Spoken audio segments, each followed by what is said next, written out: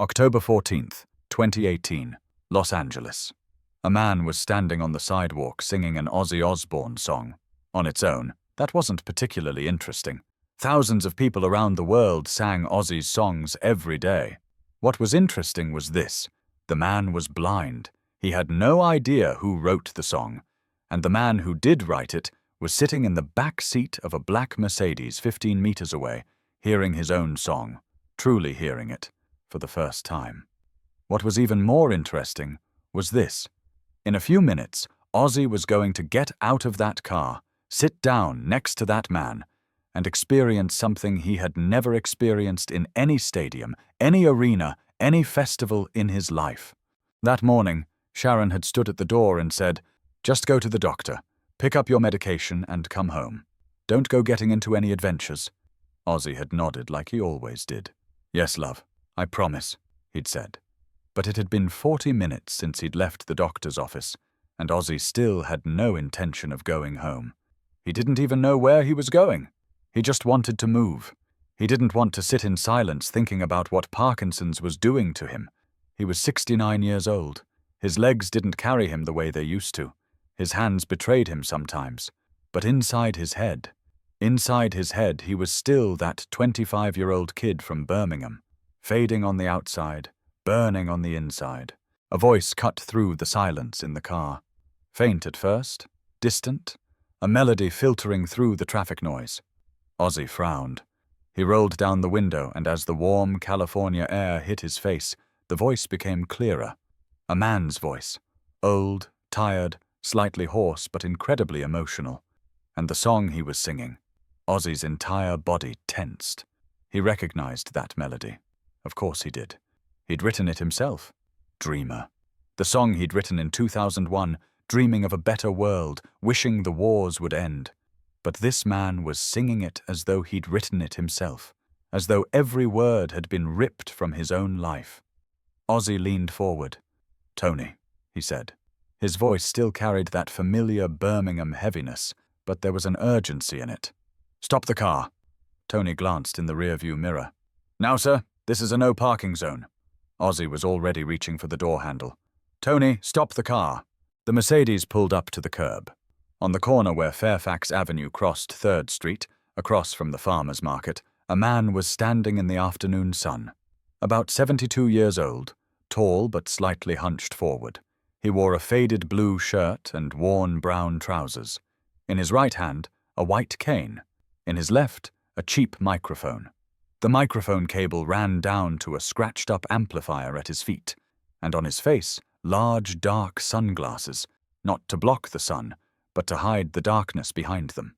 In front of his feet sat an old fedora hat. Inside it, a few crumpled bills and some loose change. Maybe $12, $13.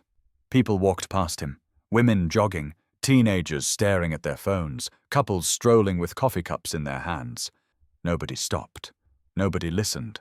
The man could have been as invisible as the brick wall he was leaning against, if it weren't for that voice. Ozzy got out of the car.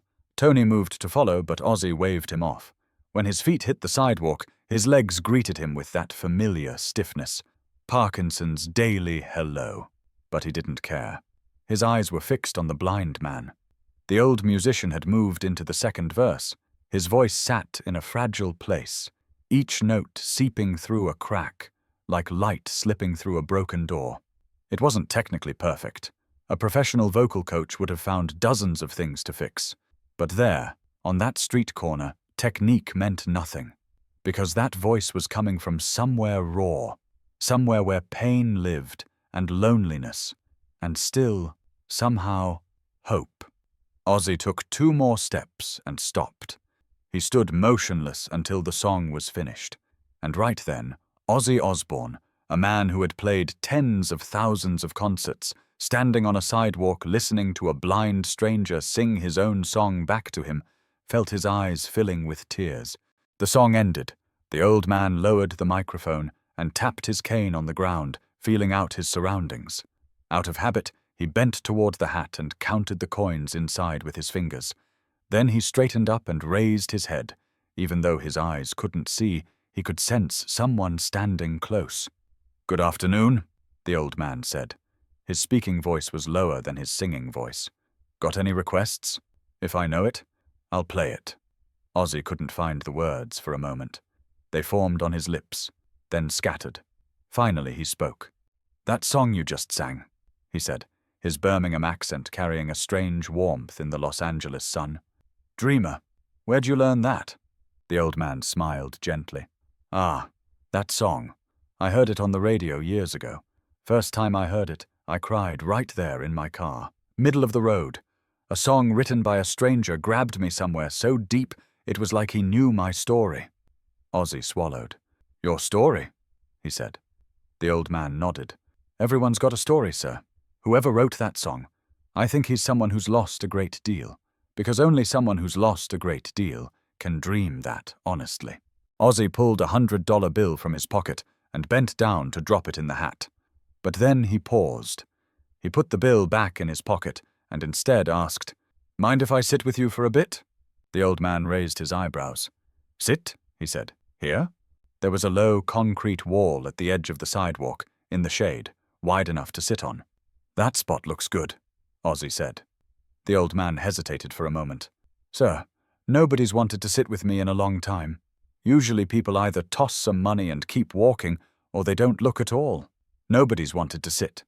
Ozzy lowered himself onto the concrete wall and gently touched the old man's arm. Come on, he said softly. I'm right here. The old man felt his way over with his cane and sat down next to Ozzy. A silence fell between them, but strangely it was comfortable. The awkwardness of two strangers sitting side by side for the first time lasted a few seconds. Then it loosened, melted, disappeared. The old man's name was Earl Holloway. He was 72 years old, born in Memphis, started singing in the church choir when he was 6, moved to Los Angeles at 18, toured with a few soul groups as a backup guitarist in the early 70s. We used to play Sam Cooke songs in little clubs, Earl said, his voice drifting somewhere far away. We weren't big names, but we were making music. Real music. Then the diabetes came. Started in his 30s, took his sight completely by 55. Doctor told me, get ready for the dark, but nobody tells you the real darkness isn't in your eyes. Earl paused. The real darkness is nobody seeing you. When people see a blind man, they either pity him or ignore him. Both are the same thing. Ozzy was listening, quietly, without moving, because every word Earl said was touching something inside him. That fear of slowly fading away that he'd carried since his Parkinson's diagnosis. Earl kept talking. His wife Dorothy had died 12 years ago. Lung cancer. We were married 41 years, Earl said. His voice trembled but didn't break. After Dorothy died, I didn't leave the house for a year. Didn't play guitar, didn't sing, didn't do anything. Then one morning I woke up and realized I couldn't stand the silence. That day I picked up the microphone, walked outside, and I've been here every day since. Ozzy nodded, then remembered Earl couldn't see him. I understand, he said quietly. I hate silence too. Earl turned his head toward Ozzy. Are you a musician as well? He asked. There was genuine curiosity in his voice. Ozzy paused for a moment. That familiar crooked smile appeared on his lips, even though Earl couldn't see it. I used to sing a bit, he said, but I don't really get on stage much anymore. Earl nodded. The body betrays you eventually, but the voice is the last thing to go. Then Earl did something Ozzy never expected. The old man held the microphone out toward him. Go on then, he said. His face carried a gentle but firm expression. I want to hear your voice. And Ozzy Osbourne, a man who had sung on the world's biggest stages for 50 years, sitting on a sidewalk, looking at the cheap microphone a blind old man was offering him, felt his hands begin to shake. But this time, the shaking wasn't from Parkinson's. Ozzy looked at the microphone. Cheap, black, wrapped in tape. Thousands had passed through his hands over 50 years, gold-plated ones connected to the most expensive sound systems in the world. But this scratched-up microphone felt heavier than all of them, because the man offering it didn't know who he was. And that reminded Ozzy of something he'd forgotten over the years. Music had nothing to do with names, fame, or stages. Earl was waiting, patient, quiet. "Are you shy?" he said with a slight smile. "I can't see anyway. I'm the worst audience you'll ever have." Ozzy laughed. Short, dry, real. "No, I just haven't done anything like this in a long time." Earl nodded. "Music is like riding a bicycle. You never forget." Ozzy took the microphone. As his fingers found their place on the taped surface, he was transported 50 years back. That first stage in Aston. 15 people in front of him, a massive fear in his heart, and an even bigger hunger. Now he was 69 years old, but the thing in his heart was the same. He closed his eyes, took a deep breath, and began to sing. Dreamer. The same song. The song Earl had sung just minutes ago. But Ozzy's version was different, quieter, more tired, more fragile. The layered, powerful voice from the studio recording was gone. In its place was a voice worn down by 70 years of living, trembling from Parkinson's, but still, somehow, standing. On that corner of Fairfax Avenue, rising from a small amplifier, that voice was more naked than any performance in any concert hall. Earl's face changed. His eyebrows drew together, then lifted. His lips parted.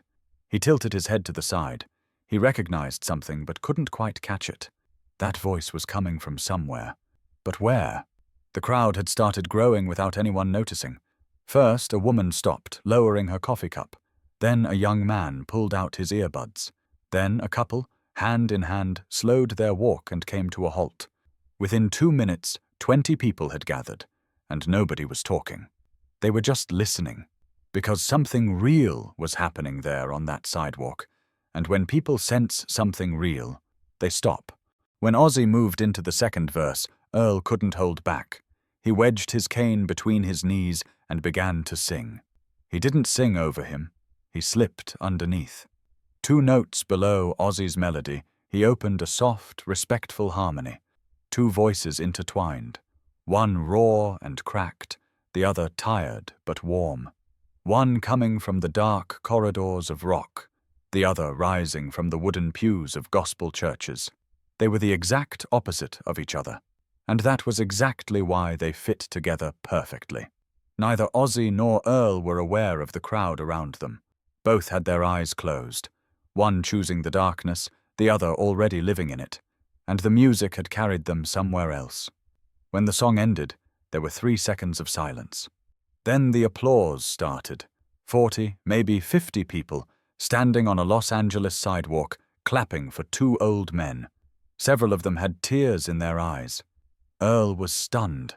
"Good Lord," he said quietly. "That many people?" Ozzy smiled. "Looks like they heard both of us." But right then, a voice rose from the crowd. A young woman in her 20s, phone in hand, eyes wide open. "Oh my God," she said. "You're Ozzy Osbourne." The words exploded in the air. Whispers spread, but Ozzy wasn't looking at the woman. He was looking at Earl. The smile had vanished from the old man's face. "Ozzy Osbourne?" Earl said. His voice had dropped to a whisper. He turned his head slowly toward Ozzy. "You," he said. His voice was shaking. "You're the man who wrote Dreamer." A brief silence. "Yeah," Ozzy said. "That's me." Earl's lower lip trembled. "I've been singing your songs for 43 years, he said. His voice cracked but kept going. "My first dance with Dorothy was a Black Sabbath song. The night I lost my sight, you were playing on the radio in the hospital. And every morning when I walk out to the street, the first song I sing is Dreamer. Every day. Every morning." Ozzy didn't say anything. Instead, he took the old man's hand. 2 trembling hands, one from Parkinson's, the other from emotion, held on to each other. Ozzy finally spoke. His voice was low, meant for Earl, not the crowd. "Earl, today you sang my songs better than I ever did." Earl laughed, wiping a tear that had slipped beneath his glasses. "That's nonsense. My voice sounds like a tin can." Ozzy shrugged. "So does mine. Sharon's been telling me that for years." The crowd laughed. But Ozzy wasn't laughing. He pulled out his phone and called Sharon. "Sharon, love, I need to tell you something." "No, the police weren't called this time. Listen, there's someone here. A musician. He sings on the street, And if you heard this man's voice, you'd cry. Yeah, I know, I've done it again. But this time I'm right. Earl smiled. For the first time, a full smile. Tired, old, but real. Ozzy laughed. Earl, you're going to meet Sharon, and let me tell you something. That woman can move mountains with one phone call. But the story didn't end there. Sharon arrived in a black SUV, shook Earl's hand, listened to his story, and within 20 minutes had made 3 phone calls. Every year, Sharon's foundation organized a small charity concert in Los Angeles for cancer research, a 200-seat venue. This year's concert is in November, Ozzy said, turning to Earl. And I don't want to go on stage alone. I want to go on with you. Earl's lips trembled. With me?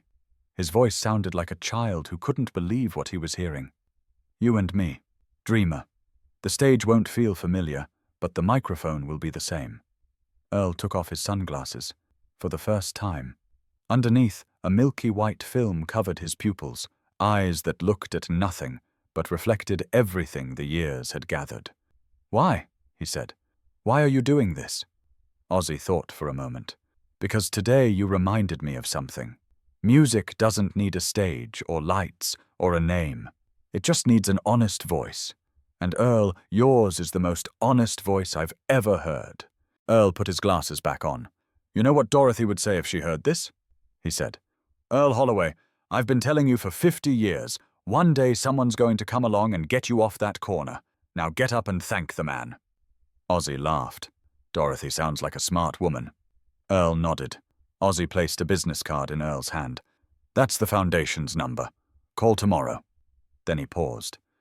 And Earl, come back to this corner tomorrow too. Keep singing. Today I heard you, but tomorrow someone else will, and they'll need it just as much. The 2 old men stood up. They shook hands. Thank you, Earl said, but not just for the concert, for stopping, for sitting down, for listening. Ozzy shrugged. Listening is easy. The hard part is finding the courage to sing. You found that a long time ago. As Ozzy walked back toward the car, Earl called out after him. Sir, that song, Dreamer, why did you write it? Ozzy stopped. Because one night I said to Sharon, this world is a very dark place. And Sharon said, then light a candle. So I wrote it. Earl smiled. Now I know why I've been singing that song for 43 years. November 2018. Sharon's charity night. A 200-seat venue, candles, a simple stage. When Ozzy walked on stage, the applause erupted, but he didn't approach the microphone. He walked to the edge of the stage and held out his hand. Earl Holloway, in a clean suit, climbed the steps with his cane. Ozzy took him by the arm and guided him to the microphone. The room went silent. One of them the Prince of Darkness, the other a man living inside the darkness. And together, they began to sing. Dreamer. This time not on a sidewalk, but on a stage. But the song was the same. And so were the tears. That night, the donations totaled $37,000. The seed money for a fund supporting visually impaired musicians in Los Angeles. The farthest that $13 in loose change in a fedora hat could ever go.